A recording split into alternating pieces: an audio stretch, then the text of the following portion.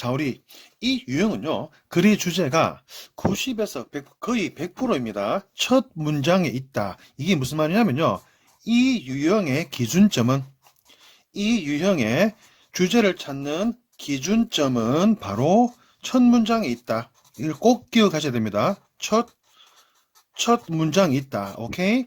이걸 그림으로 보면, 자, 봅시다. 지문이 있는데, 제일 앞부분, 이 유형의 제일 앞부분에 1번이 나오기 전까지, 1번이 나오기 전까지, 1번, 2번이 나온답니까? 3번, 4번, 5번이 나오는데, 1번의 문장이 시작되기 전, 제일 처음부터 이까지, 이 부분을 반드시 정확하게 해석을 해야 됩니다. 하면서 키워드, 핵심 소재가 뭔지, 이 사람이 밑에서 무슨 말을 하려고 하는 주제를 반드시 이 부분에서 잡아야 됩니다. 이게 상위 개념이니까, 오케이? 상위 개념. 이게 주제된 메인 아이디어입니다. 메인 아이디어. 자, 그러면 나머지 1, 2, 3, 4, 5는 뭐냐면 다 이 주제 내용을, 주제되는 개념을 뒷받침하는 하위 개념인 거예요. 뒷받침하는 개념, 하위 개념. 오케이? 이런 식으로 문장이 구성됩니다. 옛날에는 쉬웠습니다. 왜냐하면 컴퓨터, 모니터, 컴퓨터. 오케이, 다음 몇 번? 쏴버린 거예요. 소재가 명확히 바뀌는 거죠. 그런데 요즘은 컴퓨터, 다 컴퓨터예요. 소재 같은데 이야기가 살짝 빗나가는 거. 이런 걸 찾아내야 되는 겁니다. 아시겠죠? 자, 그럼 좀 더 구체적으로 봅시다.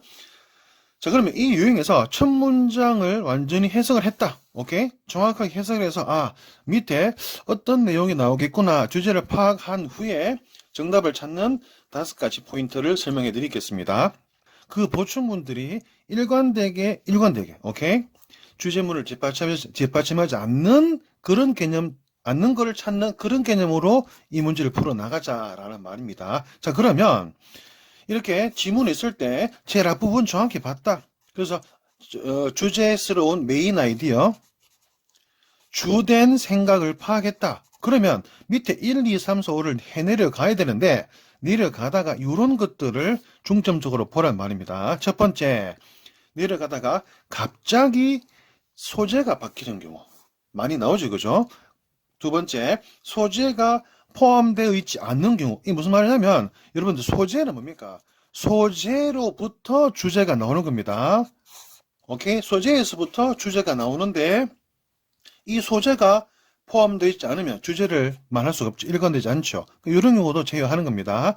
소재에 대한 세 번째, 새로운 설명이 나온다. 오케이? 무슨 말이냐면 앞에는 어떤 긍정적인 얘기를 하다가 갑자기 부정적인 얘기 나오거나 앞에는 뭔가 강하다라는 이야기 나오다가 뒤에 가서는 뭔가 부족하고 약하다라는 이야기 나오면 이런 게 답인 거예요. 갑자기 다른 주장이 뭐뭐 해야 된다. 쉬우되겠죠? 갑자기 뭐뭐 해야 된다. 뭐뭐 해서 안 된다. 이런 주장이 나오면 갑자기 다른 주장이 나오면 답이다. 구체적으로 진술을 하다가 뭔가 상세하게 조그마한 것들을 설명을 하다가 갑자기 확 일반적이거나 보편적인 큰 이야기를 해버릴 때 요게 답인 거예요. 오케이? 회의를 갈 때 이런 것들을 잡아내려고 노력을 해보자란 말입니다. 오케이.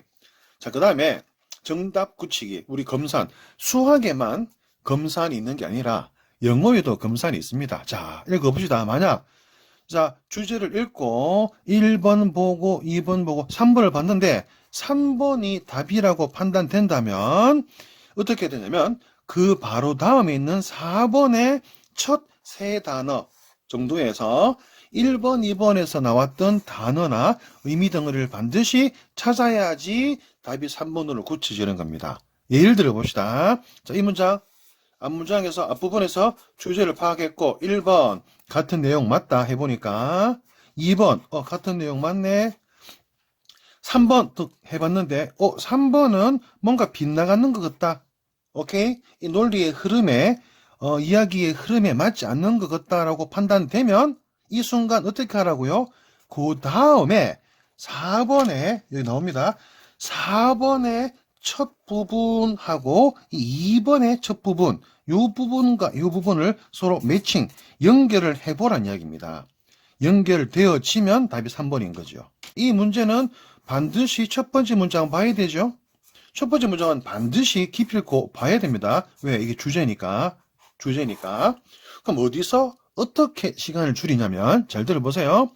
1번부터 이제 앞부분을 보고 1번부터 5번까지 보는데 연결성이 너무 뚜렷해서 더 이상 볼 필요가 없다라고 판단될 때는 나머지 부분을 버려라 이 말입니다. 이게 무슨 말이냐면, 자, 1번이 나옵니다. 1번이 여기까지 한 3줄이 나오고 요게 마치고 2번이 시작되는 거예요. 또 2번이 나오고, 자, 이게 3번 시작된다. 자, 보세요. 무슨 말이냐면요. 주제를 파악했죠. 1번을 보는 거죠. 1번 여기서부터 예를 들어서 여기부터 한 요까지 보니까 이 부분 내용을 보니까 와, 이거는 정말 요 내용과 충분히 관련이 된다라고 판단이 되면 나머지 이 부분입니다. 나머지 이 부분, 여기서 이 부분, 나머지 이 부분을 읽지를 말고 그냥 넘어가자는 말인 거예요. 이거 연결되어지네. 우리 문장과 주제와 연결되어지네. 그럼 어떻게 해야 됩니까? 나머지 뒤에 부분, 이 부분을 해석을 하지 말고 버리자. 이렇게 해서 쭉 내려가면서, 오케이? 시간을 줄이자란 말입니다.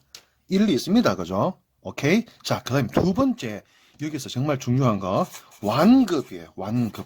완급 조절이라는 게 있는데, 여러분들, 느리게 읽는 거, 급하게 읽는 거. 자, 선생님이 지금 제안하는 것처럼, 자, 1번 보고, 여기서 여기까지 봤는데, 이거 충분히 주제와 관련이 있다.